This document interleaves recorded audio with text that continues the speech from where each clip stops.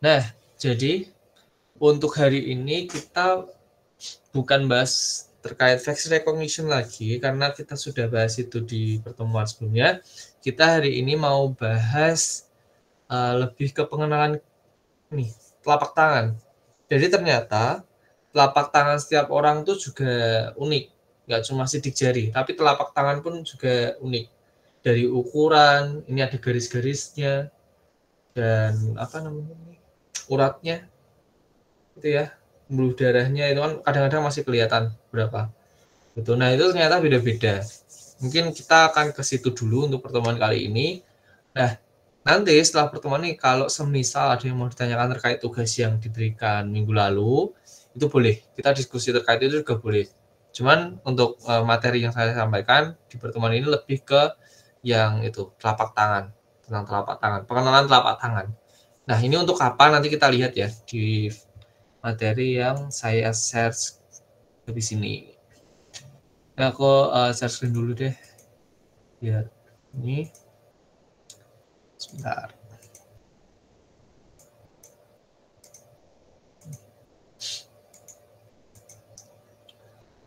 Ini PPT-nya aku ini dulu. Nah, window udah kelihatan belum? Udah ya kayaknya ya. Aman ya? Aman kah? Share screen-nya? Aman. Oke. Aman. Aku mau tanya dulu, ada yang pernah belajar tentang ini enggak? Pengenalan telapak tangan. Kan biasanya yang umum wajah, terus apa? Fingerprint. Kalau telapak tangan ada yang pernah belajar tentang ini? Kalau ada boleh pricing atau ngomong. Gitu? Gak ada ya? Oke, jadi ini hal yang baru buat teman-teman. Ini buat aku sendiri juga cukup baru karena baru tahun ini tahu ada teknologi ini. Nah, nanti kita bahas ya. Jadi, kalau kita lihat dari perkembangannya dulu, jadi teknologi terkait biometrik lah. Nah, itu tuh dipakai biasanya untuk pembayaran atau presensi, intinya untuk mengenali itu tuh siapa tanpa harus menyebutkan nama, scan barcode, QR code, kartu nama, tanpa scan itu, tanpa ketik nama. Jadi cukup pakai ciri khas yang ada di tubuh orang itu. Gitu ya. Dulu kan kalau transaksi pakai uang cash. Di pembayarannya pakai uang. Kalau ada kembalian ya kembaliannya pakai uang. Terus berkembang pakai kartu, digesek gitu pakai mesin. Ini mempercepat. Cuman nggak semua orang itu tuh punya kartu kayak gini. Kebanyakan itu orang punya HP sekarang. Lihat zamannya orang sekarang tuh pada punya HP. Nah, orang kalau punya HP bisa dimanfaatin tuh buat macam-macam. Ya udah, akhirnya terpikirlah untuk membuat proses pembayaran itu bisa pakai HP. Ya ini akhirnya muncul QR code. Nah, ini salah satu perkembangannya. Nah, ini terkait pembayarannya ya. Nah, selain pembayaran juga bisa untuk presensi sebenarnya. QR code kan bisa buat presensi juga ya. Untuk ini, ID card-nya. Biasanya ID card itu ada QR-nya, daripada kita ngetikin ID pegawai atau apa di mesin kan lama, cukup scan langsung cepat juga. Nah, selain ini sekarang pakai fingerprint sama wajah. Nah, perkembangannya gini. Nah, ini bisa buat bayar nggak? Bisa juga. Kalau di bandara kan beberapa ini proses administrasi atau identifikasi orangnya kan udah pakai wajah sama ini ya. Di kereta juga udah pakai wajah.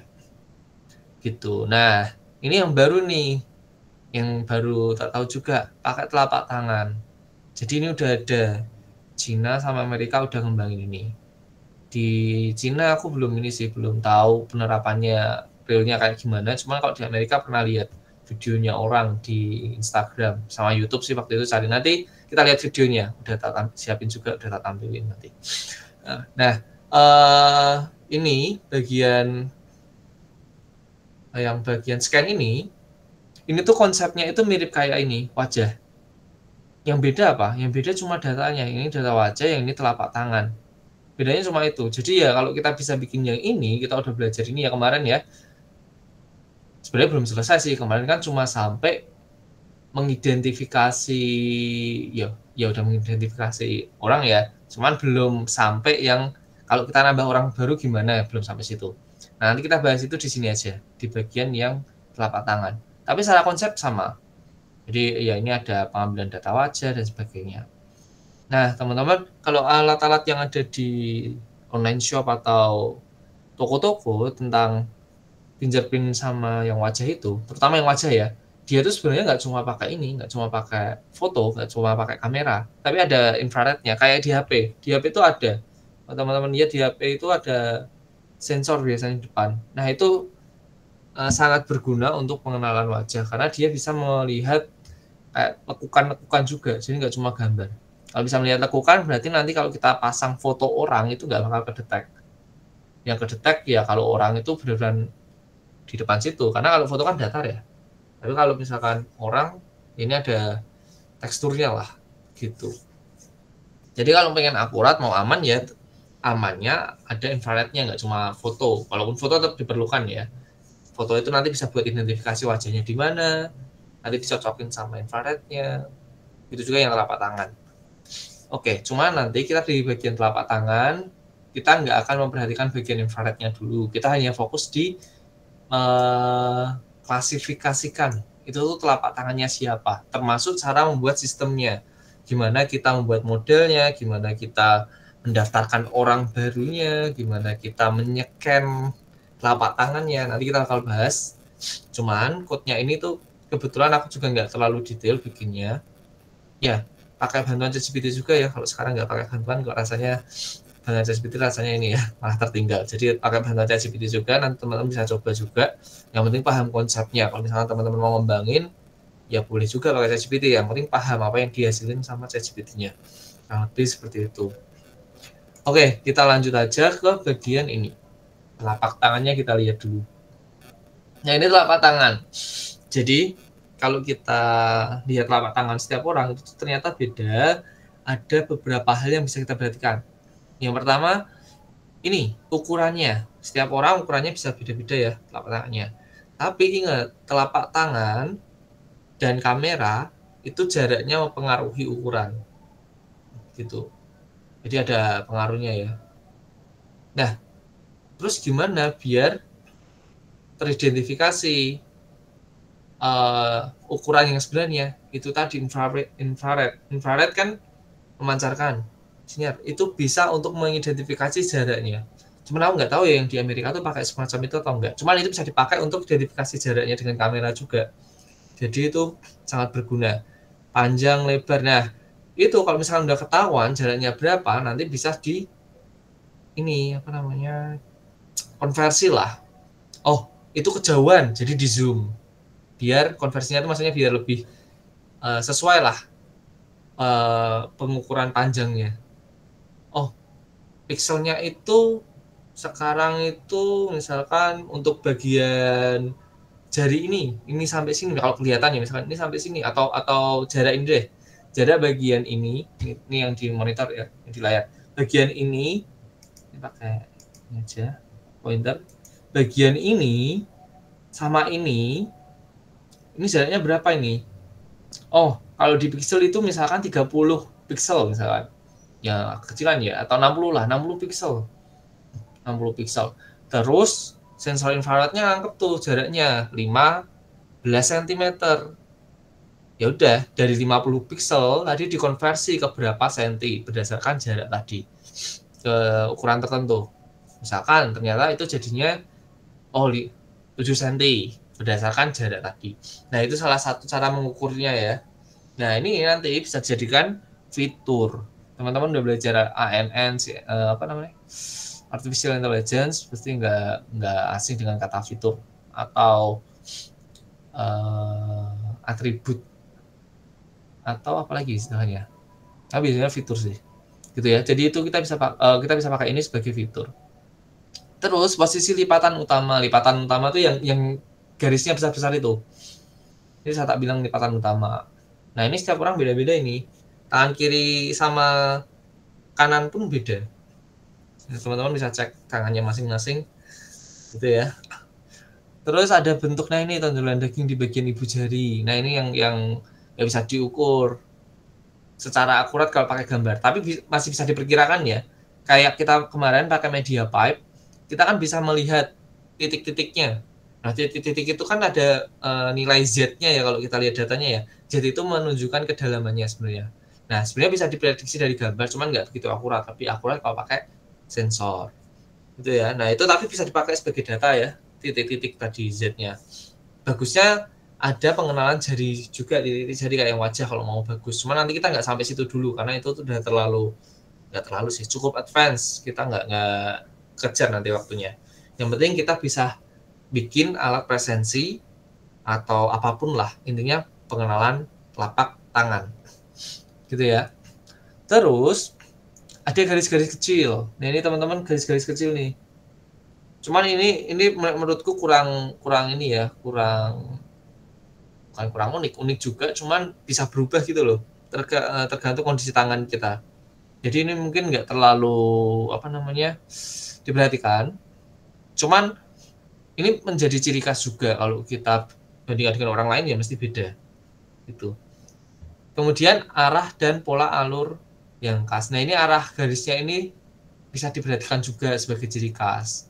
Jadi emang banyak banget perbedaannya antara telapak tangan yang satu dengan yang lain, sehingga bisa dijadikan sebagai ciri khas. Dan ini kan sesuatu hal yang perubahannya itu nggak cepat gitu loh. Kan kita nggak bisa pakai sesuatu dari tubuh kita yang perubahannya cepat sebagai ciri khas. Misalkan apa yang cepat tuh? Panjang rambut. Kita nggak bisa ya sebagai ciri khas ya. Setiap orang kan rambutnya ya walaupun beda mesti ada yang sama, itu nggak bisa jadi ciri khas. Terus apalagi yang ciri khas ya, intinya yang perubahannya cukup cepat itu nggak bisa dipakai sebagai ciri khas gitu ya. Kemudian titik percabangan garis, nah ini ada cabang-cabang ini juga bisa jadi ciri khas itu. Nah terus pola vena bawah kulit, nah teman-teman kalau lihat itu ada biru-biru biasanya di telapak tangan itu ya. Nah itu bisa jadi ciri khas juga dan sulit ditiru sama orang. Kalau wajah tadi kita punya foto, sensornya itu nggak bisa mendeteksi kehidupan, atau kameranya atau alatnya itu nggak bisa mendeteksi kehidupan, ya bisa kecolongan pakai foto, gitu ya. Nah, tapi kalau ini pakai foto pun, misal kita pakai foto, ya foto kayak gini lah, masih agak susah. Kenapa susah? Karena ini kan nanti di print ya. Pertama hasil printan itu agak ini sih, nggak sedetail itu. Kalau kita bandingin sama wajah, hasil printan wajah sama telapak tangan ini agak beda. Telapak tangan itu agak masih sulit untuk istilahnya ini, menurutku ya, dicocokin sama yang asli dari gambar. Kalau telapak tangan kita nggak lihat benjolan di ini atau apa di sini, jadi kita nggak melihat ini ya. Kalau dari gambar aja ini di print sama yang asli kayak gini tuh agak beda. Nanti hasilnya ditangkapnya sama sensor itu atau kamera itu. Jadi emang agak susah menurutku untuk ditiru, untuk dibobol lah. Kalau wajah, foto kesannya malah gampang ya. Gitu. Karena secara pengenalan sendiri kita sebagai manusia mudah membedakan wajah kan daripada telapak tangan. Gitu ya. Oke. Terus nah ini ada catatan juga nih, pola vena terlihat pada citra inframerah. Nah kalau kamera itu ya tadi emang agak susah ya. Hasilnya antara kamera dengan inframerah itu beda maksudku gitu tadi. Jadi misalnya kita foto telapak tangan terus tunjukin di print, ya hasilnya beda. Karena dia kan scannya pakai inframerah. Beda sama kalau tangan kita, maksudnya itu tadi kayak gitu.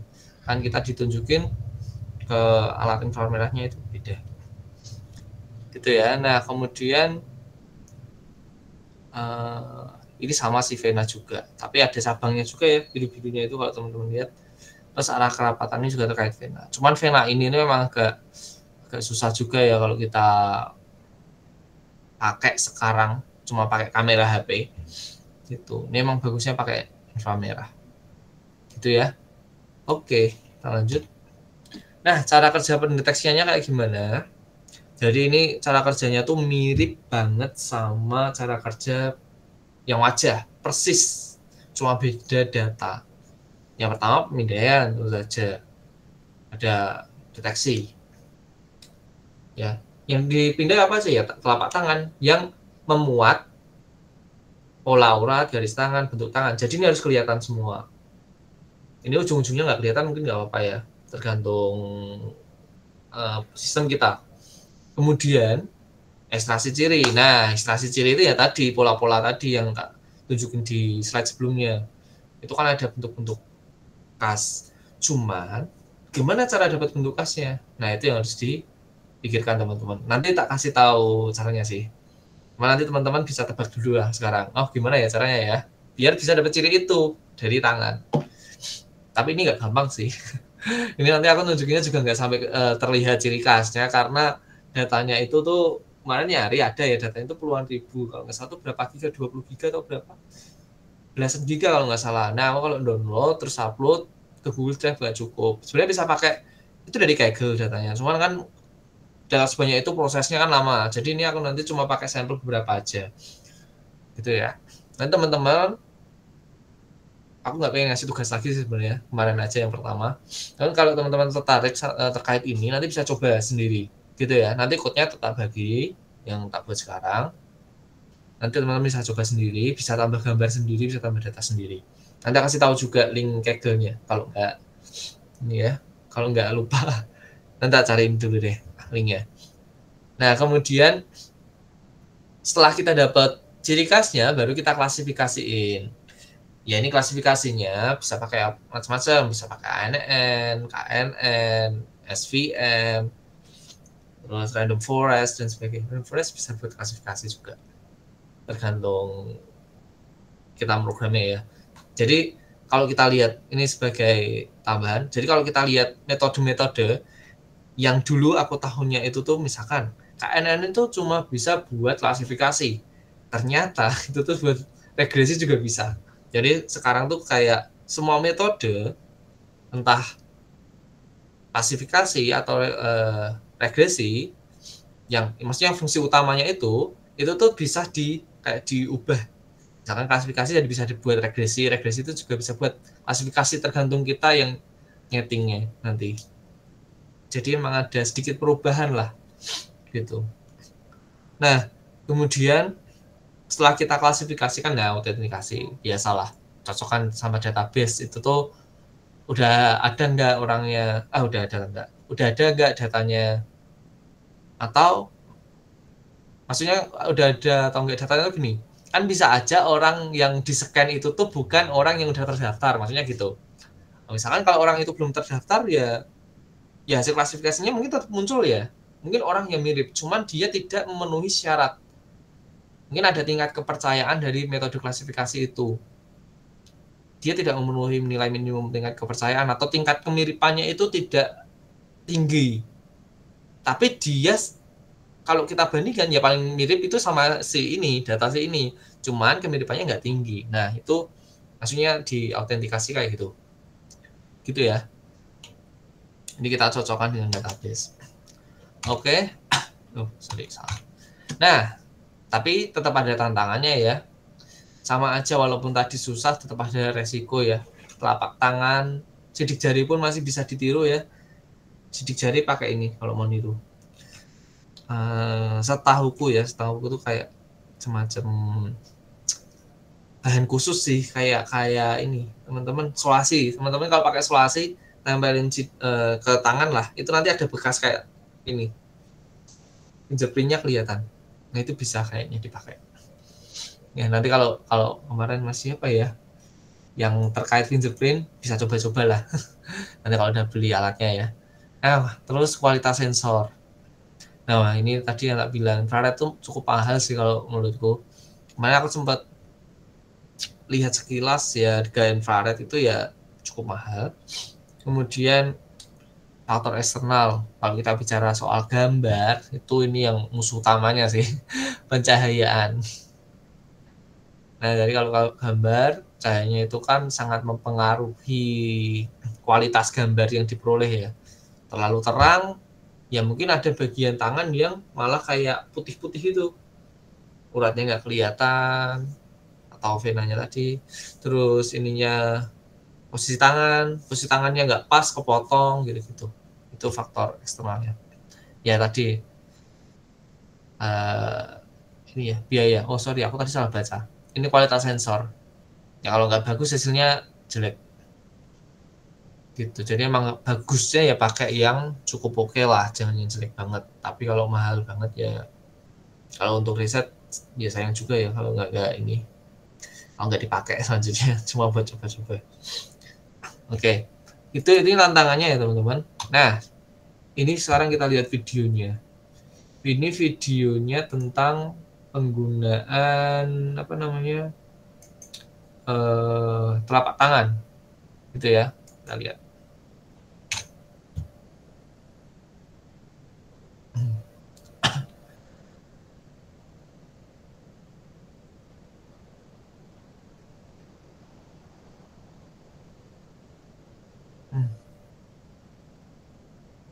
Nah, tapi ini tuh uniknya dia cuma pakai gambar buat daftarnya.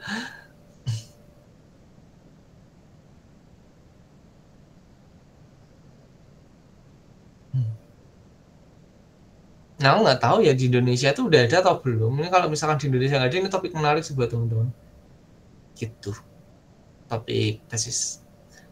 Oke, kita lanjut ke coding ya. Ada yang mau tanya dulu nggak sampai sini?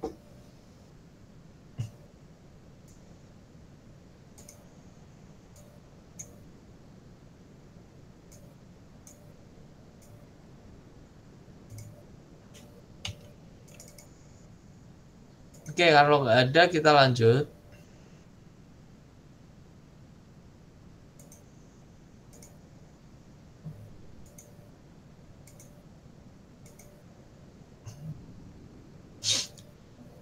Nah, ini PPT-nya, PPT. Google Colab-nya, teman-teman bisa lihat ya, ini udah ada code-nya. Cuman, ini udah kelihatan ya. Gambar tangannya, telapak tangannya. Nah, pertama, kita konekin dulu sama Google Drive, karena datanya ada di Google Drive. Nah, ini tadi karena aku nyoba-nyoba ya, jadi yang bagian ini kita abaikan aja. Ini buat hapus data yang udah tak bikin tadi sih. Karena datanya ini nggak semuanya tak simpan di Google Drive, nanti tidak penuh Google Drive-nya. Jadi cuma data utama yang tak masukin ke Google Drive. Jadi kayak pembagian dan sebagainya itu tak simpan di sini. Ini kan ada space 68 GB ya. Nah, tak simpan di daerah sini. Oke, kita remove dulu aja.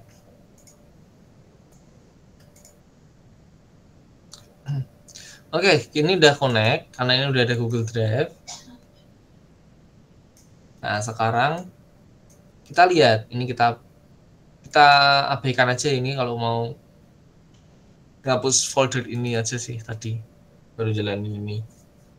Bentar, ini kok apa? Menekinnya Google Drive lama ya? Nggak, tak restart dulu aja.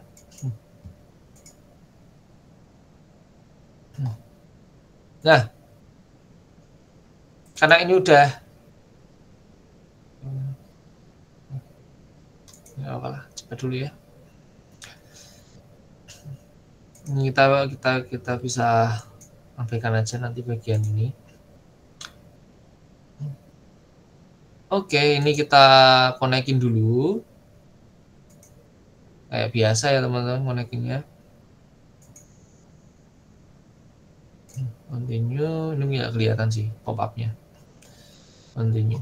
Oke. Sudah terhubung ini sepertinya, tapi masih loading. Ya, udah muncul itunya. Nah, ini udah ada drive, jadi udah terhubung. Nah, gambarnya itu udah tak masukin ke sini. Ini kuliah. Ya, biometric intelligence ya. Nih, data telapak tangan. Nah, gambarnya itu yang tak download, itu formatnya itu TIFF. Ini emang agak beda ya. Nggak tahu kenapa formatnya ini. Tapi ini kalau bisa kalau kita buka bisa sih gambar. Cuman waktu kita proses emang mungkin agak susah karena nggak umum sih. Jadi nanti di sini kita convert dulu jadi JPEG ya, JPG. Bisa nggak ya dibuka ya? Ya bisa sih ini. Loading terus sih.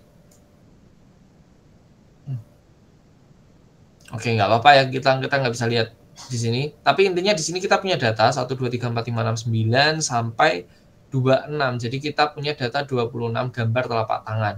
Ini punya orang beda-beda. Kalau baca dari deskripsinya sih beda-beda ya.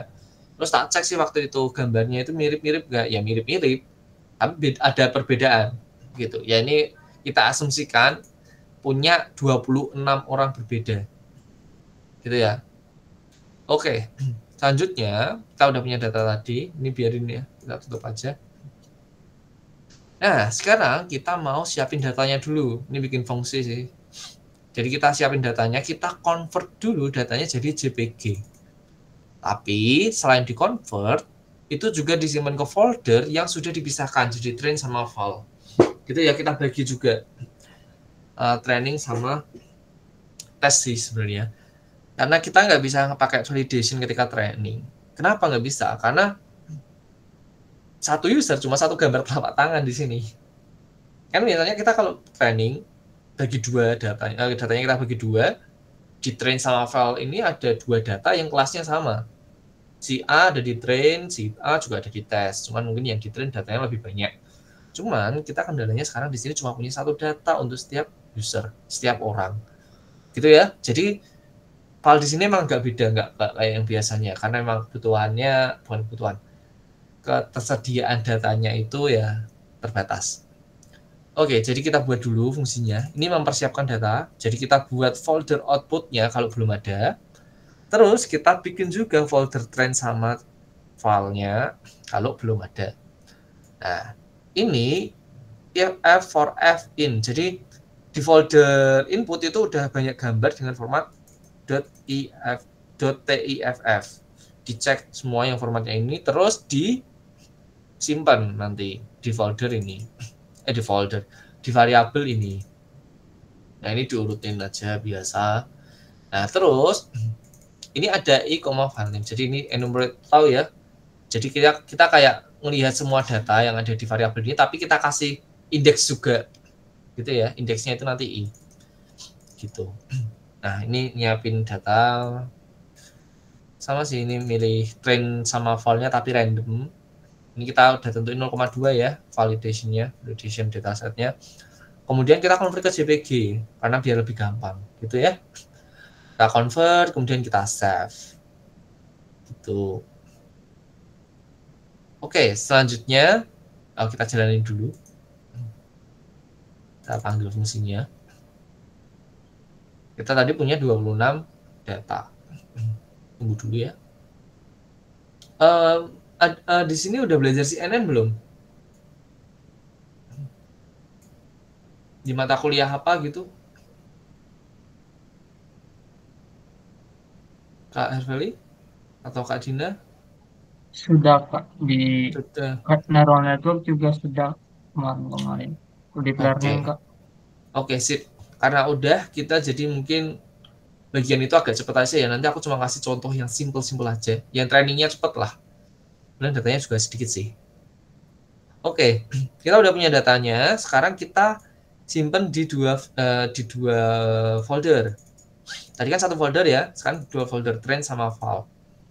Nah, ini di drive. Tadi ada datanya. Sekarang tak pindah di sini. Found dataset CNN gitu. Ini nanti kita pakai CNN ya. Ada gambar. Ini train, ini file. Cuman kebaginya itu random. ID 1 ada di sini, ID 11 ada di sini nggak ada. Nah, gitu ya. Kenapa tak bagi? Ya nanti ini untuk uji. Tapi bukan buat training. Bukan buat training CNN-nya ya. Jadi nanti cuma untuk uji kalau ada data baru. Daripada aku mau foto tanganku, kan datanya beda juga. Karena beda alat yang buat ngefoto. Oke, kita punya data. Nah, ini karena formatnya udah JPG, bukanya gampang. Kita lihat. Nah, ini ya. Datanya. Nah, ini. Ada yang jauh, ada yang dekat, tapi nggak apa-apa. Kita belum sampai memperhatikan jarak ya. Oke, nah ini kita udah punya data telapak tangan. Sekarang kita mau ekstrak ciri khasnya. Nah, cara ekstraknya itu pakai CNN. Teman-teman udah belajar face recognition, terus kemarin udah belajar cara ekstrak fitur ya, sama Pak Surya ya, betul nggak? Betul nggak? Coba yang kemarin ikut mata kuliahnya, Arveli, udah belum? Kalau ekstrak sudah, Kak. Udah ya. Oke, jadi CNN itu sebenarnya metode buat ekstrak fitur sih. Jadi teman-teman kalau pakai CNN fokusnya nanti di sini buat ekstrak fitur aja. Oke, kita lihat aja ya biar nggak bingung ya. Sekarang kita punya data. Di train sama validation. Nah, kita cuma pakai data train ya. Nah, ini bisa teman-teman ganti sesuai data teman-teman. Gitu ya. Kalau teman-teman pakai folder yang tadi juga boleh. Yang asli di Google Drive misalkan. Gitu. Oke, nah terus jadi ini bukan folder yang isinya folder train sama file ya. Tapi folder yang isinya itu langsung kelas-kelasnya. Kelas-kelas ini nama folder ini anggap aja individu-individunya. Gitu. Nah, sekarang kita punya gambar kan. Tadi ukurannya berapa ya? Ini nggak bisa dilihat di sini. Oke, bisa dilihat ya. Nanti bisa sih ngecek pakai code. Tapi kita nggak usah cek dulu ya. Kita sekarang pengen itu proses deteksinya itu cepat. Jadi ukuran gambar inputnya jangan gede-gede, misalnya gitu. Biar programnya bisa jalan di komputer yang terbatas. Selain itu biar kita trainingnya cepat sih kalau di sini ya. Oke, kita pakai ukuran 128 kali 128 pixel aja. Nanti ketika training kita pakai bit size 16 gitu ya, karena ini pakai Colab itu mampu. Nah, terus ya kita siapin dulu datasetnya pakai fungsi ini, bukan fungsi ya, fungsi bisa sih. Istilahnya komen yang ada di TensorFlow lah katanya gitu. Kita siapin berdasarkan folder ini. Jadi data-data yang di folder ini akan kita masukkan ke variabel train. Oke ya, siapin juga kelas-kelasnya. Karena ini nanti nggak urut, bisa beda-beda, jadi kita harus simpan datanya. Kita siapin data variabel yang isinya itu kelas-kelasnya di variabel class names. Nah, kemudian kita juga normalisasi. Kayak biasa ya, dibagi 255 aja ya, simpel. Oke, nah ini konvolusinya, proses konvolusinya. Konvolusi biasa, pooling, konvolusi lagi, pooling lagi, konvolusi lagi, pooling lagi. Jadi dari 128, karena ini straight-nya satu semua, jadi ini nggak ada penurunan dimensi seharusnya. Nah, penurunannya di ini max pooling. Jadi dari 128 nanti turun terus tuh, jadi 64, 32, 16. Kalau nggak salah ya, kita cek. Ya nggak 128 ternyata ya. Kalau kita setting 128 ternyata di sini bacanya 126. Ini yang bagi-bagi ya. Tadi aku bilang 16 ternyata jadi 14 sih kalau ini 126. Kurang lebih gitu, ada cara ngitungnya ya udah dikasih tahu Pak Surya. Mungkin di pertemuan deep learning apa tadi mata kuliah itu. Nah, oke, kita balik ke sini lagi. Nah, kita udah punya ini modelnya. Ini modelnya sederhana, tapi berat sih hitungannya karena jumlah parameternya tadi banyak. Nanti kita cek lagi. Oke, selanjutnya kita compile kayak biasa, optimizer-nya pakai yang Adam lah ya, yang umum. Katanya banyak penelitian yang bilang bagus sih. Cuma sebenarnya ini tergantung data juga. Adam, SGD, RMS Probe itu tergantung data kita. Itu pun aku sendiri sebenarnya masih kurang ini.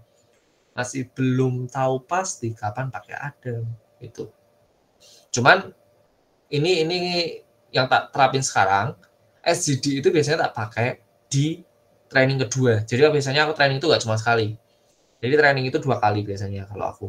Pertama pakai Adam supaya cukup bagus sih Adam kalau di awal-awal ya, penurunan loss-nya. Terus baru tak lanjut pakai SGD. Tapi learning rate-nya kecil gitu. Itu udah mungkin karena kebiasaan ya sekarang gitu. Nah, gitu. Lossnya pakai ini ya, karena ini klasifikasi, metriknya accuracy aja.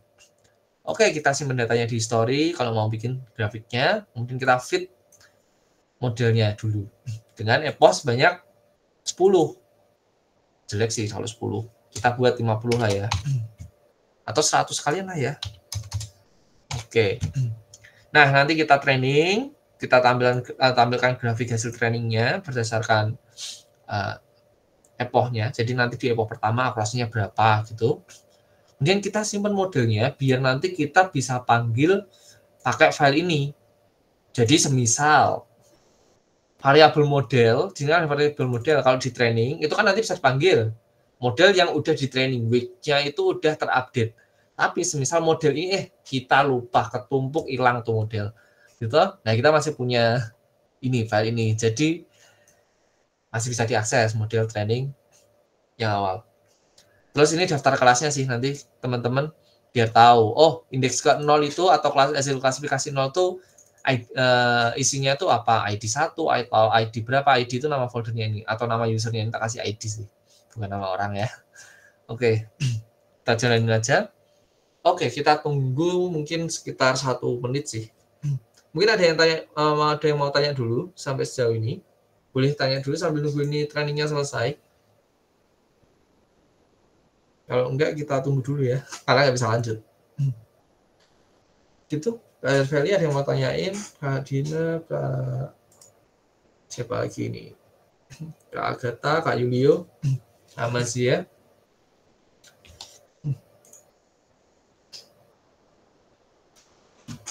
Tunggu dulu ya. Nah ini kalau kita lihat sekilas akurasinya udah tinggi sih 90%. Tapi untuk data yang ada di train aja ya. Berapa sih tadi? Kita cek dulu. 19 kelas saja. Datanya cuma 19 gambar ini.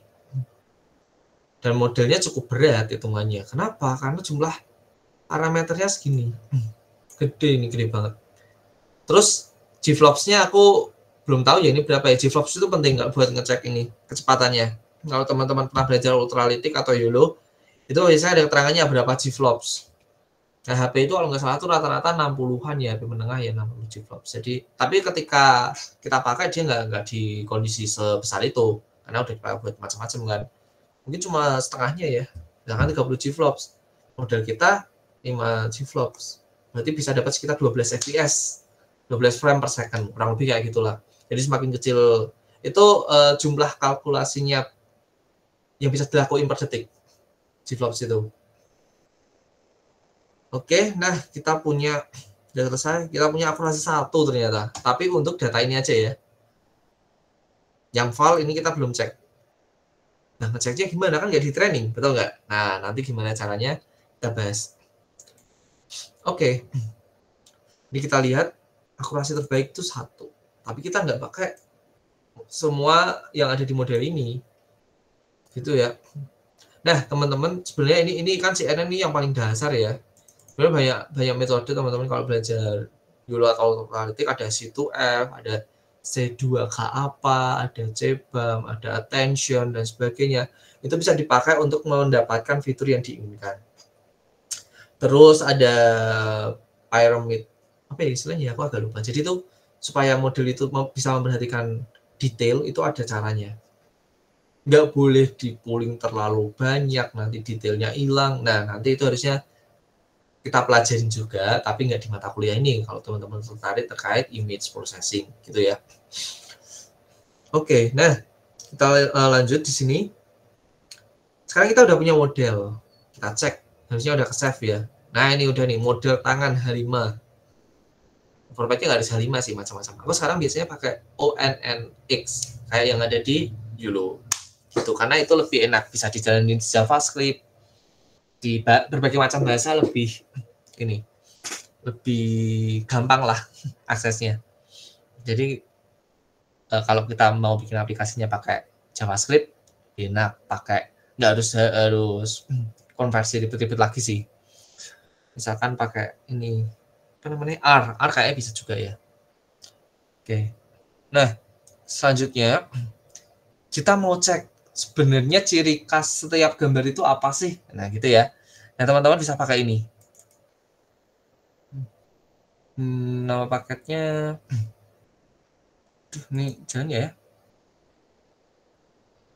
Nah, ini error karena gambarnya nggak ada ya. Nah, ini ada nama paket. Itu, bentar. Load-nya kok nggak di sini. Gimana ya? Bentar. Load paketnya tak taruh di mana? Aku kok lupa.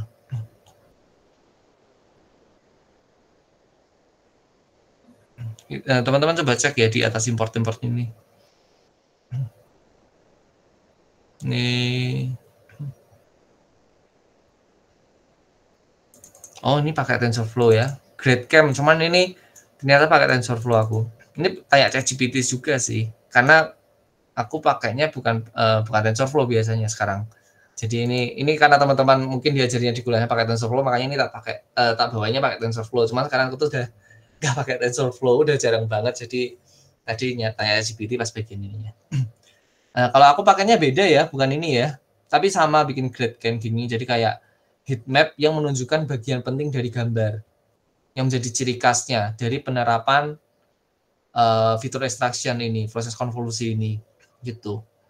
Nah, nanti teman-teman kalau semisal pakai YOLO itu agak beda, nggak pakai ini ya.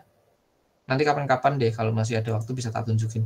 Cuman ini tadi tanya ChatGPT itu dia ngasihnya pakai TensorFlow ternyata. Jadi aku nggak perhatiin bagian ini ya, karena ngejar waktu. Oke, nggak apa-apa. Kita lanjut lagi ya ke yang tadi. Nah, ini ada fungsi. Fungsi ini buat mengekstrak bagian yang penting dari gambar yang menjadi ciri khas pembeda untuk setiap kelas. Gitu ya.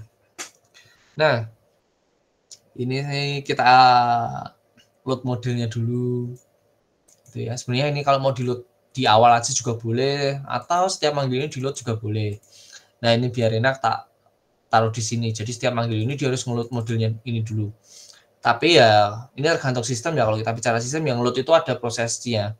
Jadi ini kalau misalkan di dalam sistem, ya ini sekali aja kalau bisa, jangan dipanggil terus. Nah, jadi terus setelah kita load, sekarang kita baca gambarnya ini ada image path-nya. Jadi kita inputnya itu kan alamat gambarnya ya ada di mana. Terus kita convert RGB dulu, kita resize biar ukurannya sama kayak yang ada di training dataset tadi. Tadi kan kita set 128 ya. Oke, selanjutnya kita apakan? Kita normalisasi karena di atas tadi waktu training kita normalisasi. Nah, selanjutnya kita cek layer mana yang merupakan output dari konvolusi terakhir. Karena ketika kita ingin melihat bagian terpenting dari gambar, itu tuh harus pakai output itu yang bentuknya itu 2 dimensi. Jadi bukan udah flatten gitu ya. Kalau flatten nyocoknya susah juga. Itu tuh nanti titik ini tuh punyanya yang gambar bagian mana kan susah. Tapi kalau hasil dari proses konvolusi tadi itu masih bisa di tracking lah. Masih bisa cocokin. Fitur map tadi itu punyanya bagian mana dari gambar. Gitu ya. Nah, kita cek yang proses konvolusi terakhir itu di mana. Ini di filter lah, ini kayak filter terus dipanggil yang terakhir. -1 ya. Nah, kemudian kita buat submodel. Kenapa kita buat ini? Karena kalau kita nggak buat outputnya dari fungsi yang kita, bukan fungsi, model yang kita panggil ya cuma output klasifikasi terakhirnya aja.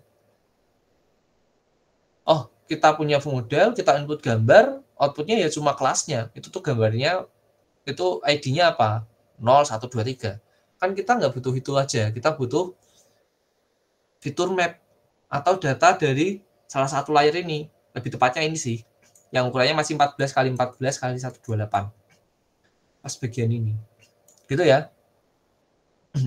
Nah, kita makanya di sini ada target layer dot output. Terus yang ini tuh conv layer itu berarti yang asli ya. Yang asli -1 dot output. Sorry. Kok ini aku ada yang salah ini. Bentar ya.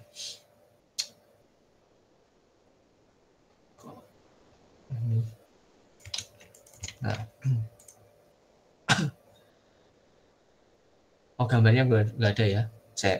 Ini harusnya ini. Nanti kita cek lagi. Nah, terus ini ada apa ini? Mendapatkan output. Nah, jadi kita punya output nanti. Tapi di sini ini cuma buat ngecek. Outputnya bisa didapat nggak? Gitu ya. Ini buat ngecek sebenarnya. Nah, terus, ini yang prediksi, terus kita dapat outputnya yang bagian ini. Nah, kita udah punya model, tapi bukan yang ini yang dipakai. Ini yang model asli, yang kita load di atas tadi. Kita prediksi, dapatlah output, terus biasanya kan probabilitas ya, cari yang probabilitasnya paling tinggi, pakai argmax ini. Nah, terus kita lihat dia itu kelasnya apa. Nah, ini yang kita pakai. Oh iya, sebenarnya ya. Ini tadi ternyata emang salah. Ternyata ChatGPT ngeganti apa yang tak buat. Sorry. Tadi kita cek lagi. Sebenarnya kita tuh nggak usah pakai ini lagi, nggak apa-apa. Kita pakai ini masih oke kok. Karena di sini nanti outputnya kita dapatin juga, gitu. Tapi nggak apa-apa ya karena udah terlanjur. Ini ternyata ChatGPT tadi ganti codeku. Oke, nggak apa-apa. Nah, jadi teman-teman ini nanti kalau pakai ChatGPT harus cek lagi. Oke. Tapi yang penting ini jalan dulu ya. Nah, ini kita udah dapat hasil klasifikasinya ya, dipin aja sih. Sekarang kita mau lihat bagian terpentingnya. Nah, ini ada dua output, karena outputnya di sini ada dua. Nah ya, prediction sama count of output. Prediction ya kayak yang atas ini sih, predict tadi. Nah, ini convolutions outputnya itu yang tadi, yang layar ini. Oke. Nah, kita dapat output dua variabel. Nah, ini kalau mau lihat kelasnya ya, tapi kita udah nggak usah pakai ini karena di atas sudah ada. Kita fokusnya di sini aja, convlayernya. Nah, sekarang kita bikin ini kayak gradient sih. Jadi gradient itu ini buat ini bikin kayak mapping heatmapnya lah nanti keperluan itu, gitu ya. Nah, ini pun juga dari paket. Aku sendiri nggak terlalu tahu detail perhitungannya kayak gimana sebenarnya. Saya nggak tahu. Karena yang tak pakai di Ultralytics nggak kayak gini. Agak beda. Dan itu pun juga cuma manggil sih. Gitu. Jadi nanti kalau teman-teman tertarik bisa dipelajari sih nanti. Kita tapi harus ngulik ininya, paketnya. Jadi kita lihat fungsi yang ada di dalam paketnya, nanti ketahuan. Ini ya. Apa namanya? Cara kerjanya. Oke ya. Nah, terus kita dapat heatmap. Heatmap itu ya warna itu sih, warna biru ke merah biasanya. Itu bisa disetting juga warnanya apa. Ini color map jet bisa diganti-ganti. Nah, kita tempelin tuh hasil heatmapnya ke gambar. Nah, begitu ya. Habis itu kita tampilin aja. Nah, sekarang kita punya model tadi. Udah ya, kita load dulu. Copypaste, paste sini. Nah, ini kan tadi nggak ada datanya ya, karena tak jalanin ulang. Kan random ya. Kita pakai yang ada default aja. Jadi ini kan dipakai di training ya. Ini pakai di training. Tadi apa sih? Ini melihat gambar yang menjadi ciri khas. Atau kita pakai yang train dulu deh. Yang train dulu aja. Karena kita kan pakai data ini ya buat training ya.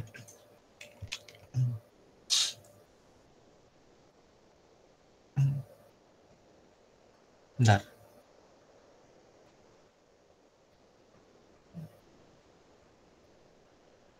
Sorry. Ini coba tak samain dulu ya ini. Ini dari ChatGPT tadi.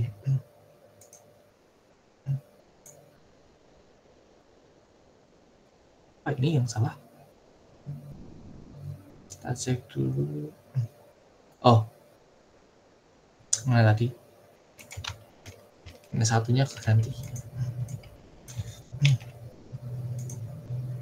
Nah, ini nanti harus diganti ya. Ini tadi nggak kayak gini. Tapi ini sebenarnya nggak kepake juga sih. Jadi kalau ini mau dihapus ya kayak gini ya nggak apa-apa. Mungkin dihapus aja ya, biar nggak bikin bingung. Ini prediksinya pakai pas channelnya ini. Pas channelnya itu bisa dipakai Nah, class channelnya itu bisa pakai yang di atasnya ini, cuman aku nggak tahu variabel yang mana ya yang mirip. Oke, nah untuk sementara biar kita nggak bingung ya, kita pakai yang dari ChatGPT dulu ini ya. Walaupun aku masih kurang pas ya rasanya dari ChatGPT ini. Karena tadi nggak kayak gini aku. Gini. Oke, yang penting jalan dulu nggak error. Nah, dapatlah output kayak gini.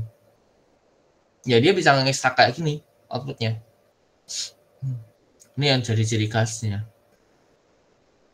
Dia nyebutnya kelas 10. Benar nggak 25 itu kelas 10? Kita cek. 0, 1, 2, 3, 4, 5, 6, 7, 8, 9, 10. Benar ya? ID 25 itu. Berarti ini klasifikasinya tadi kan akurasinya 1 soalnya ya. Oke, confidence-nya nah ini ya tak bilang tadi. Minimal berapa biar bisa diterima? Gitu. Cuman ini nggak bisa dipakai sih sebenarnya di sini.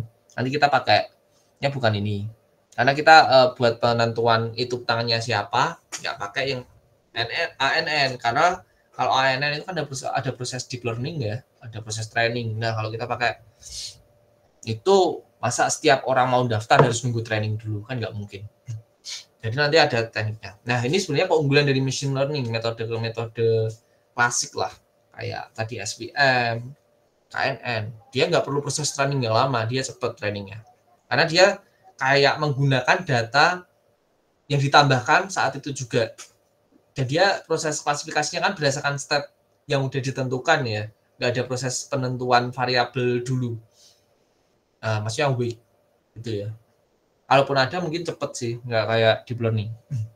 Oke, jadi deep learning ini fokusnya nanti cuma buat ekstraksi fitur. Gitu. Ekstraksi fitur ya ini, dapetin bagian terpenting dari gambar ini. Jadi dengan kata lain, kita tuh nggak pakai densin di sini. Kita nggak pakai, ya ini bisa dipakai sih, karena tidak kasih ya. Jadi kita pakainya ini. Atau mau pakai yang flatten langsung juga boleh. Malah mungkin lebih ini ya, ya nggak tahu juga ya. Lebih bagus, karena dia kan langsung ngambil dari ini. Ini di flatten. Cuma kalau ini kan hasil dari ini ada proses kayak ANN dulu ke sini, ke node sebanyak 128 itu. Jadi emang berkurang fiturnya. Cuma kalau pakai ini ya datanya makin gede ketika kita pakai metode klasik, machine learning klasik, komputasinya berat. Jadi ya mungkin ini oke juga ya 128 ya. Kalau teman-teman pakai FastNet, itu buat fitur extraction wajah, itu tuh ada macam-macam, ada yang 128 sama 512. Dulu aku pernah pakai 512. Itu oke sih kalau data orangnya dikit. Nah, waktu data orangnya 100 itu udah terlalu berat. Jadi ini jangan gede-gede juga. Kecil tapi cukup merepresentasikan perbedaan setiap orang juga udah oke. Oke, ini kita pakai yang ini aja, nanti 128 ini ya. Oke, semoga nanti yang bagian bawah nggak diganti lagi sama ChatGPT. Aku belum sempat ngecek lagi soalnya tadi setelah coba, yang penting jalan dulu. Jadi udah bikin, oke, ada tambahan, tak kasih ChatGPT, tolong tambahin ini. Ternyata yang bagian ini tadi diganti. Oke, nah ini udah dapat outputnya. Nah, terus sekarang kita mau ngapain? Kita mau gabungin data train sama file lagi, tapi kan sebenarnya udah punya ya tadi ya di apa namanya? Di drive. Kalau tapi yang di drive itu kan formatnya itu bukan folder terus folder kelas terus isinya gambar, bukan kayak gitu. Tapi kan folder terus isinya langsung gambar-gambar. Nah, jadi itu nggak bisa langsung pakai, jadi tak gabungin dulu pakai ini. Jadi data yang di train sama file tak gabungin ke folder ini. Tak gabungin. Ini ada folder baru, kita tunggu. Tuh, nah, muncul. Nah, ini udah kegabung. Ini ada 26 data telapak tangan. Ada ID-nya juga. Nah, kalau teman-teman lihat di sini, itu per folder isinya cuma satu gambar. Ya, seharusnya akurasinya bagus, walaupun ditambah. Kalau tadi kan kita cuma pakai data train buat yang CNN. Sekarang kita pakai data gabungan. Oh iya, tadi confidence-nya 0,949 ya.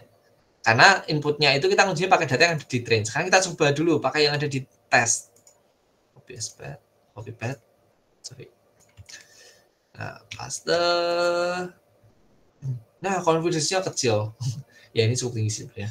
0,8 tapi lebih kecil lah daripada yang sebelumnya ya. Jadi ini bisa jadi penentu juga, cuma tidak kurang sesuai sih kalau menurutku Mas ya. Tapi satu ya, padahal ID 21 nggak dipakai, tapi dia deteksinya kelas 9. Kelas 9 ID berapa ini?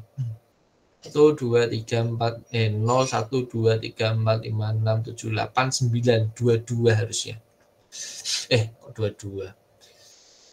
Ya, dia klasifikasi ini sebagai 22. Kelas 9. Tapi ini sebenarnya kan 21. Dan ini karena nggak ada di train, makanya nggak bakal muncul 21. Oke. Gitu ya. Nah, maka dari itu kita tambahkan dulu nanti. Nah, gimana nambahinnya? Lo udah di training. Nah, nanti nambahnya gini. Kita kasih tahu di bawah ya.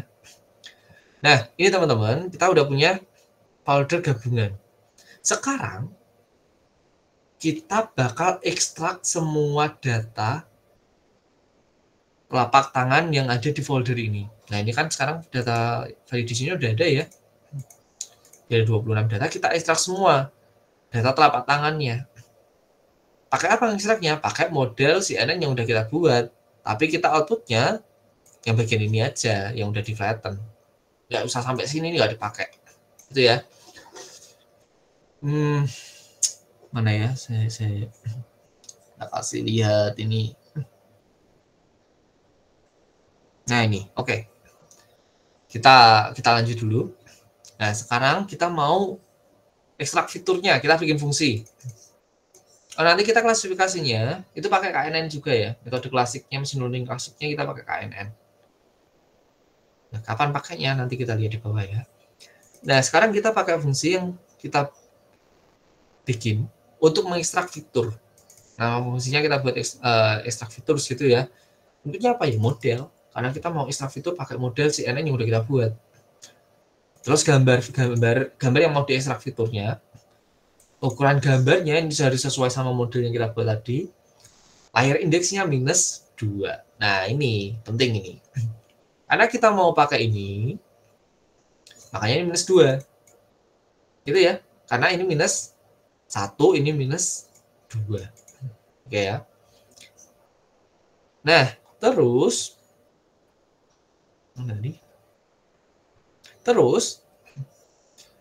proses di dalam sini tuh mirip banget kayak yang atas tadi. Namanya dibaca,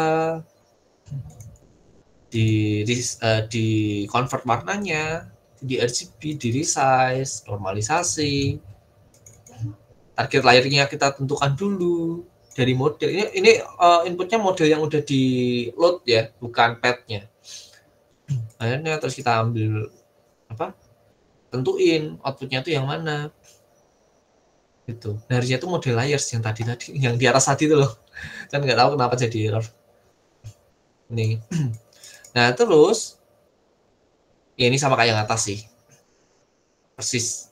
Nah, terus kita dapat output. Jadi langsung dideteksi. Dapat output, kita jadikan return dari fungsi ini. Oke ya. Terus kemudian di sini ada fungsi KNN. Fungsi KNN ini untuk mengklasifikasikan itu tuh ID-nya berapa. Jadi berdasarkan fitur yang kita dapat tadi, kita input ke KNN, kemudian kita nanti dapat output ID.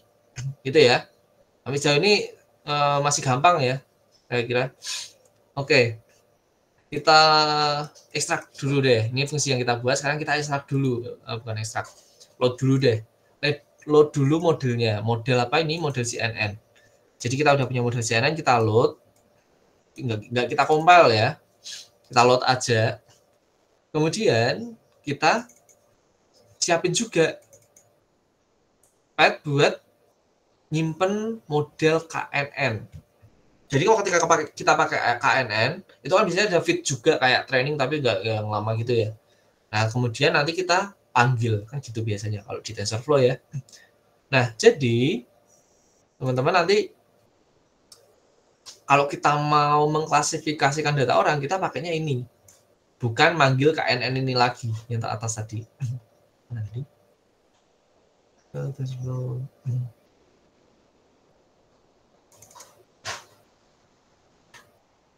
KNN-nya mana ya? Oh, nggak muncul. Nah ini. Oh, double ya ini kayaknya. Double nggak? Oh nggak. Double nggak sih? Oh nggak ya. Oke, masih di sini lagi.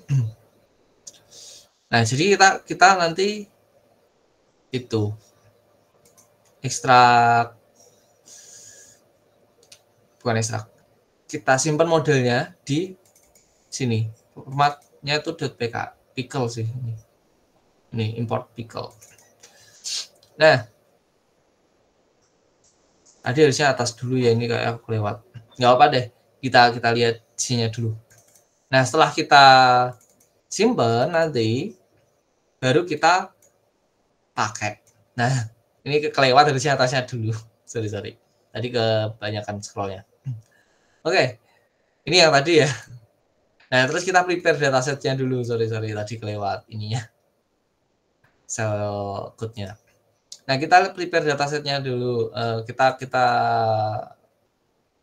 load modelnya lagi di bawah nanti, terus jadiin input. Terus rendernya ini apa? Input isinya. Rendernya berarti ya nanti apa? Semua data yang akan kita identifikasi itu tuh tangan siapa. Nah, di sini itu train sama file yang udah digabung tadi, gitu ya nanti ya. Oke, jadi train ini itu bukan train ini tadi, tapi ini udah gabungan nanti isinya.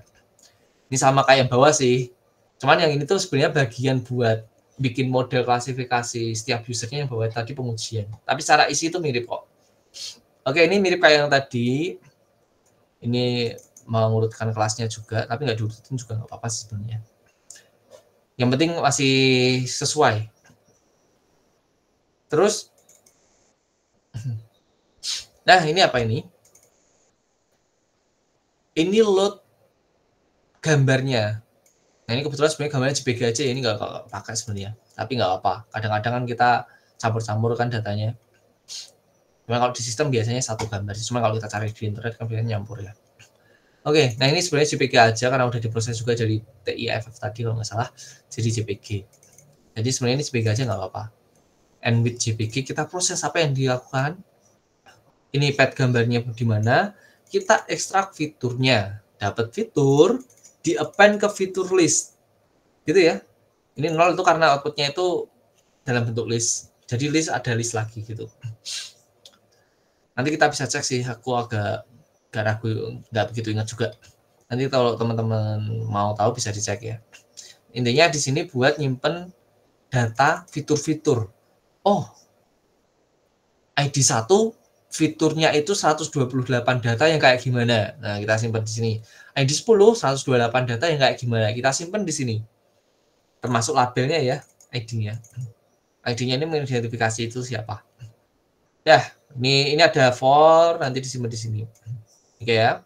Setelah itu ini di convert ke numpy array, terus dikembalikan jadi return. Nah, dapatlah returnnya itu features, label, sama class name. Yuk kita jalankan. Ini load modelnya, terus kita ekstrak fitur. Dapatlah output ini 26 data, kelasnya ini, dan kita training fiturnya tadi. Kita training, kan kalau training perlu fitur sama output ya, atau variabel target. Ini label itu variabel target. Nah, karena data setiap usernya itu cuma satu ya. Ya udah ini neckboardnya satu aja. Oke, kemudian kita open file pickle ini bikin sebenarnya buat nyimpen model KNN. Udah kesimpan lah tuh model KNN selain proses training di ini KNN features.pkl. Oke ya. Jadi kalau kita mau prediksi nanti kita cukup load ini aja, terus kita input gambarnya, nanti kita dapat output hasil prediksinya. Sebagai contoh, kita punya gambar. Nah, ini gambarnya nggak ada ya, karena tadi kita bukan training, kita jalankan code-nya ulang buat membagi datanya. Oke, kita pakai yang gabungan aja deh, copy path ID 1. Kita jalanin. Tuh, dapatlah tuh. Prediksi kelas ID 1, indeksnya 0. Oke, udah sesuai. gitu ya. Oh, tadi kan kita belum mencoba tuh yang ID 23, ini sebenarnya ID 1 juga di file ya, jadi nggak masuk ke proses training yang CNN tadi ini. Oh, kita coba nih yang ID 23. Pas ini aja ya. Di 23.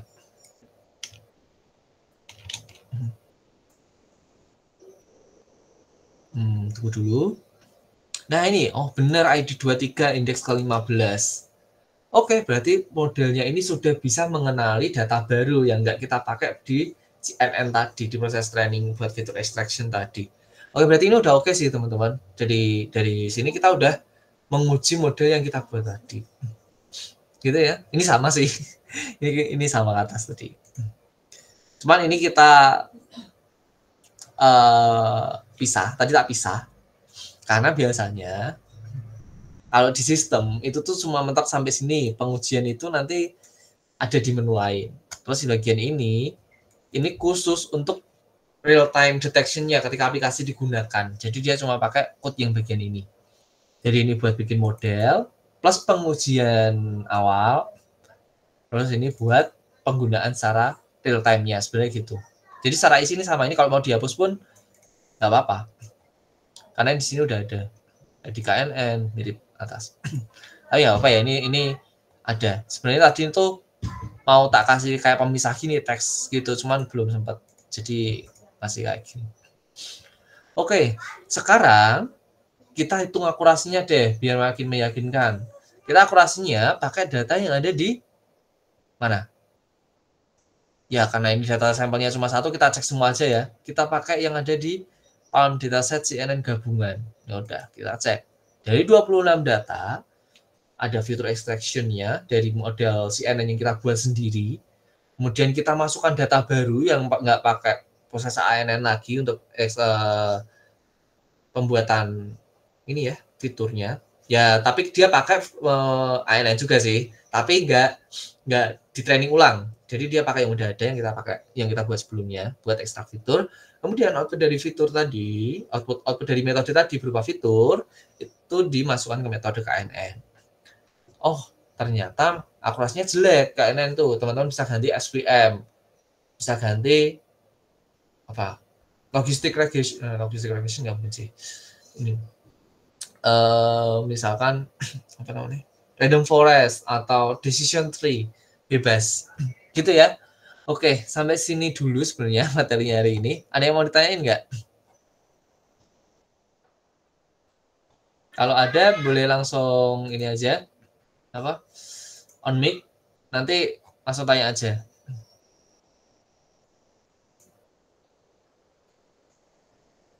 Apakah ada? Oke, silakan Kak Amazia.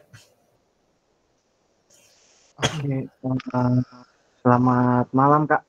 Ya, malam. Ini pertanyaan saya mungkin lebih sangat-sangat sederhana untuk dibandingkan yang demo yang Kak Denny lakukan, tapi sangat dasarnya seperti itu.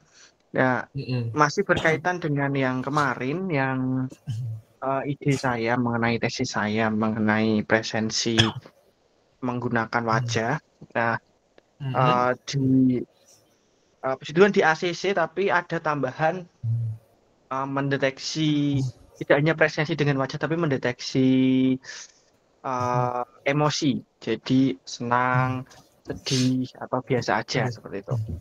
Nah, karena background saya tidak dari TI, jadi saya saat membuat perlu mencari-cari, dan salah satunya adalah apakah lebih mudah menggunakan Colab atau Visual Studio Code. Nah, itu tuh kalau dari hasil yang saya dapatkan, itu lebih mudah menggunakan Visual Studio Code katanya. Oke. Nah, ini nanti saya pengen mendengar pendapat dari Kak Denny seperti itu. Nah, setelah saya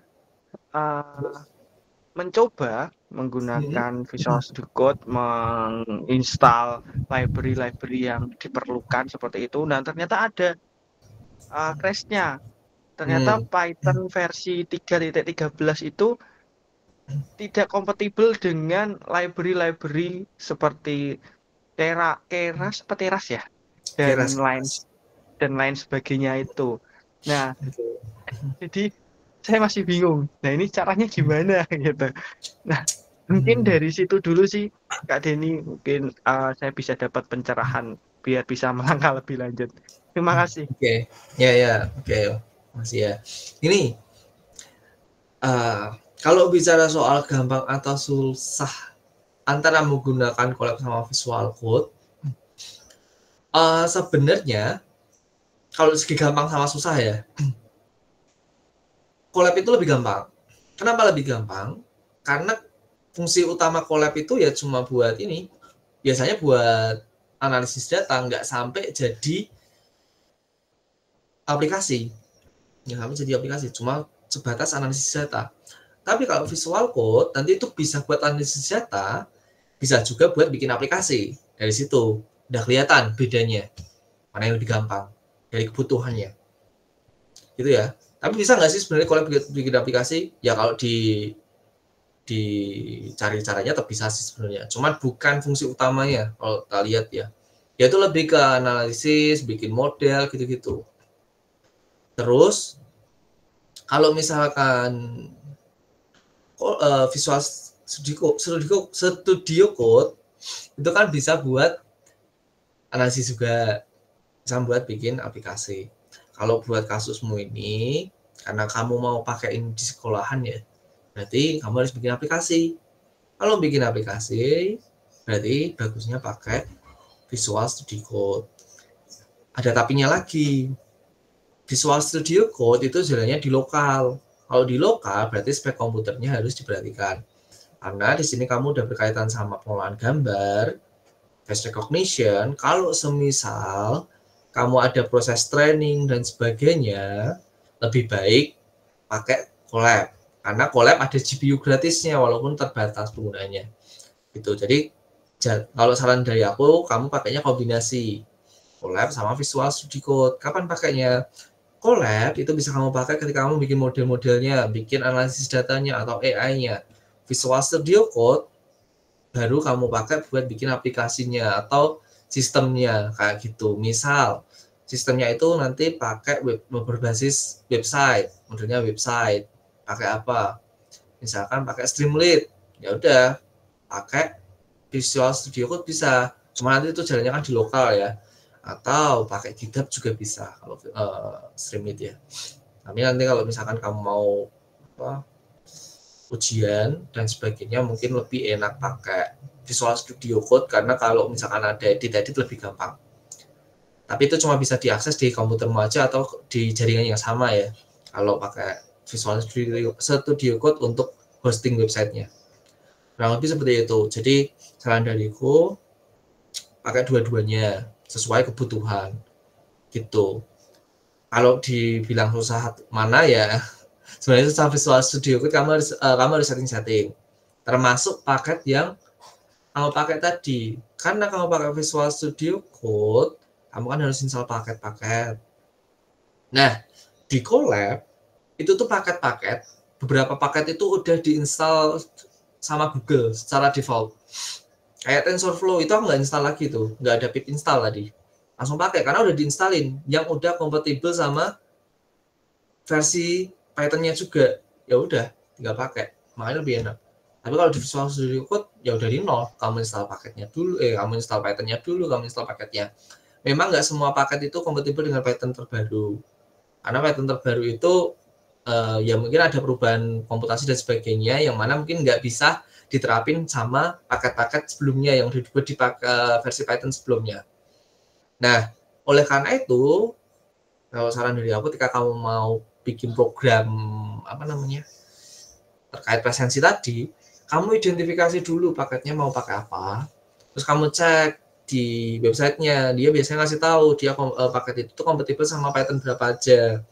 Kadang paket yang kamu pakai kan itu kan nggak cuma satu, macam-macam. Ada kalanya paket A itu kompatibel dengan Python 3,9 ke atas. Paket B 3,9 ke bawah. Nah, itu kan nggak klop. Nah, itu berarti kamu nggak bisa pakai bareng tuh kedua paket itu. Kamu harus cari paket yang lain pertama. Yang kedua, ada kalanya yaitu mungkin tadi pas di 3,9-nya kamu bisa pakai sih. Ini kan 3,9 ke atas sama 3,9 ke bawah. Nah, Kalau bisa pakai di 3,9-nya berarti Python-nya. Jadi kalau saran dari aku, sebelum kamu install versi Python-nya, kamu bisa tentuin dulu mau pakai paket apa. Nah, kalau udah terlanjur install, nah ini kamu harus setting environment variable, environment apa isinya? Environment variable atau apa ya? Jadi itu kayak lingkungan kerjanya.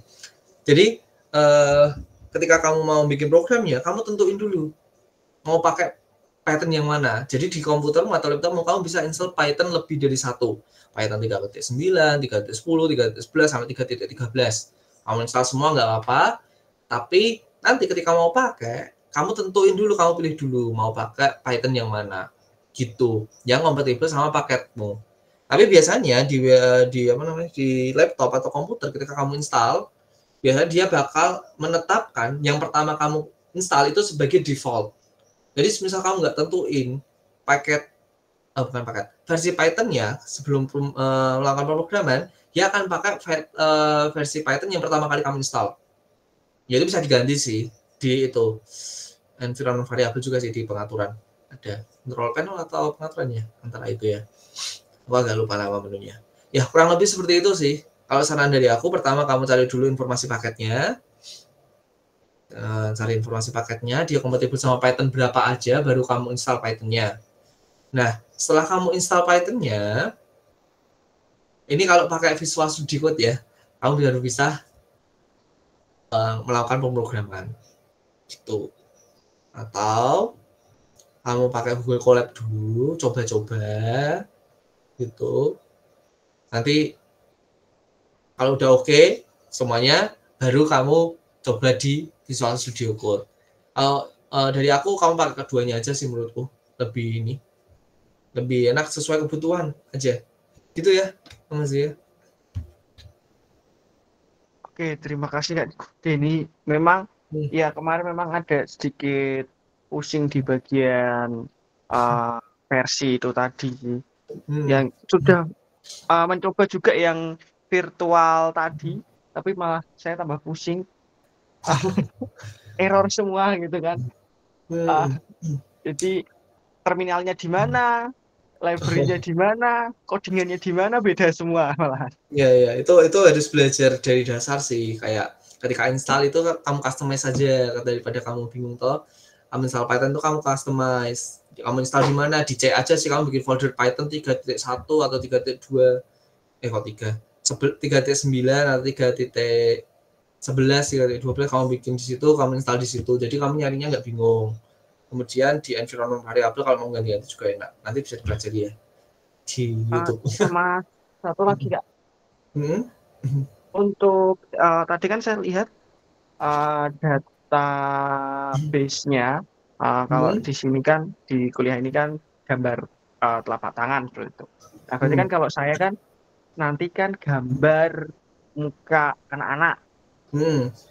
Nah, itu yang pertama, apakah hanya perlu satu wajah atau bisa lebih? Karena kalau saya tarik-tarik, ada yang menggunakan satu akun atau satu ID itu menggunakan 3 gambar foto, ya 3 gambar, depan, samping kanan, samping kiri gitu. Nah, itu yang pertama. Terus yang kedua, apakah kalau di contohnya Kak Denny tadi kan menggunakan Google Drive kalau tidak salah. Nah, ada juga kalau yang saya baca itu menggunakan MySQL. Ya, itulah. Nah, itu. Nah, lebih baik kan pakai mana? Oke. Nah, ini agak teknis sih sebenarnya. Udah masuk ke sistem gitu kalau SQL. Jadi gini, yang pertama dulu ya, terkait jumlah wajah. Yang namanya pengklasifikasian atau machine learning, makin banyak data biasanya makin bagus, oke ya. Tapi biasanya ya tadi ya. Tapi proses komputasinya jadi lambat. Jeleknya itu. Dulu aku pernah itu pakai 9 foto malah. Itu lambat banget. Lama-lama, semakin banyak orang makin lambat. Terus akhirnya kan sekarang ganti tuh, kita beli sih jadinya. Ya, Hikvision. Nah, dia itu cuma pakai satu gambar. Keren sih itu. Jadi cuma satu gambar itu bisa mengenali orang-orang. Nah, kalau kamu bisa satu gambar untuk setiap orang itu lebih bagus. Secara memori lebih hemat, secara komputasi lebih cepat, secara apa namanya? Ya jatuhnya ini juga sih, memori juga. Kan tadi ada model KNN ya, itu nanti ukurannya juga makin kecil. Gambarkan yang disimpan juga makin dikit toh, gitu. Jadi bukan fokus. Keuntungannya kalau gambarnya satu itu tuh bukan akurasi, kecepatan sama memori. Keuntungannya. Kalau dari aku nyaranin satu aja untuk setiap anak ya. Kalau bisa akurat oke. Tapi kalau nggak akurat ya udah tambahin 3. Itu oke sih, masih oke. Gitu. Nah, itu kuncinya di fitur extraction-nya itu tadi sih, di CNN-nya. Kalau CNN-nya itu bagus, fitur extraction-nya bagus, satu gambar sebenarnya udah cukup kok. Kamu bedain orang si A sama si B kan cuma butuh satu foto bisa kan? Nggak perlu 3 foto untuk setiap orang. Itu yang ini ya. Yang pertama tadi. Terus yang kedua yang kedua kok agak lupa. Yang kedua tadi apa? Lebih enak pakai Google Drive atau pakai MySQL. Oke. Ini masuk ke sistem. Google Drive itu bisa diakses sama siapa aja. Tapi kalau kita bicara soal sistem, kalau bisa data itu tuh nggak susah diakses. Nggak usah diakses tuh gini. Kalau misalkan kamu sistemnya itu sistem presensi ya, sistem presensi itu kan ada pendataan siapa orangnya, siapa mau masuk jam berapa gitu. Itu kan datanya apa sih? Datanya angka, tabel. Kalau kamu pakai Google Drive, jatuhnya pakai apa? Spreadsheet atau Excel. Nah, itu pendataannya kurang bagus karena dia harus ngekstrak gambar pakai API-nya Google Drive. Nah, itu agak ribet yang pertama. Yang kedua itu secara memori itu lebih gede karena dia udah jadi modelan apa namanya file Excel itu. Nah, tapi kalau kamu pakai SQL itu biasanya masih kayak data mentah sih, biasanya ukurannya lebih kecil. Atau kamu formatnya NumPy array gitu ya bisa. Itu pakai NumPy. Gitu. SQLite itu ya SQL tapi yang versi lebih kecil ya. Gitu. Nah, SQLite ini kamu bisa pakai untuk nyimpen data presensinya. Jadi SQL itu biasanya untuk database. Jadi untuk database presensi. Terus fiturnya tadi kamu simpen di SQL juga bisa. Kalau di Google Drive kamu mengkoordinir ininya, tabel-tabelnya susah, ribet. Kalau di SQL itu bisa lebih gampang. Nanti kamu harus belajar ini sih, database. Jadi kayak foreign key, primary key, itu harus dipelajari dulu. Karena itu diperlukan kalau di SQL. Gitu sih. Jadi kalau dari aku menyarankan pakai SQLite kalau mau bikin ini. Jangan Google Drive. Google Drive boleh kamu pakai buat bikin model CNN-nya aja deh. Itu, saran dari aku ya. Karena kamu nggak bisa pakai SQL juga sih kalau mau bikin model. Harus pakai komputer lokalmu atau laptop lokalmu atau ini Google Colab yang udah ada Google Drive-nya juga bisa dikonekin Google Drive. Itu sih sama Zia kalau dari aku. Oke, terima kasih pandangannya Kak. Semoga tepat paham saya. Oke, ada lagi nggak? Ini udah jam 8. Kita tadi kan mulainya 6:30 ya, jadi kalau maksimal 8.30. Tapi kalau ini udah selesai lebih cepat lebih oke lah. Biar bisa istirahat juga yang lain. Gimana? Ada lagi pertanyaan? Oh iya Kak, saya Kak. Sebagai pengingat Kak buat kami ini nanti deadline kumpul tugas yang kemarin ya? Yang kemarin itu kapan ya Kak? Akhir semester. Oh iya. Nanti kirim ke email ya, nanti tak info di grup format kirimnya. Kalau dari aku ini kalian boleh kirim kapanpun, bebas.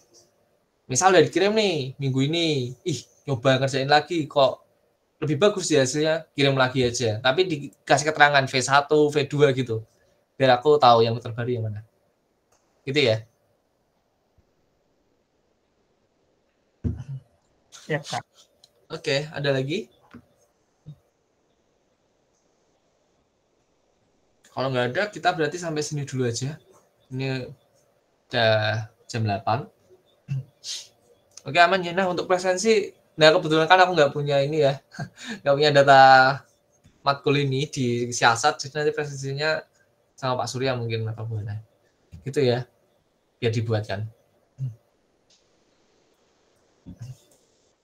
Oke, kalau gitu sampai sini dulu pertemuannya hari ini. Kita ya mungkin ini pertemuan terakhir sama aku ya. Nanti diinfo lagi. Kalau ada mohon izin. Mohon maaf Kak, jangan lupa kirim code-nya ya yang tadi mohon. Formatnya? Code-nya, code yang tadi. Sorry. Ya, makasih. Yang